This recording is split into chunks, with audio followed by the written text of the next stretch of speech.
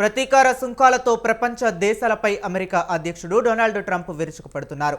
చక్రవర్తుల అవసరం లేదని Brazil Ruiz Inácio లాలుడా Silva అనడంతో నొచ్చుకున్న ట్రంప్ ఆ దేశంపై ఇప్పటి వరకు ఉన్న సుంకాలను 10% నుంచి ఒకేసారి 50%కి పెంచేశాడు. తాజాగా తన పొరుగు దేశం కెనడాపై అక్కసు వెళ్లగక్కాడు. ఆ దేశంపై 35% సుంకాలు విధిస్తున్నట్లు చెప్పాడు. ఇతర వాణిజ్య భాగస్వామ్య దేశాలపై 15 నుండి 20% టారిఫ్ను వసూలు చేస్తామని వెల్లడించారు. ఈ నిర్ణయం వచ్చే నెల 1 నుండి అమల్లోకి వస్తుందని ప్రకటించేశాడు. ఈ మేరకు కెనడా ప్రధాని మార్క్ కార్నీకి లేఖ రాశారు. తమతో కలిసి పనిచేయటానికి బదులు కెనడా ప్రతీకార సుంకాల విధిస్తున్నది అందులో మండిపడ్డారు.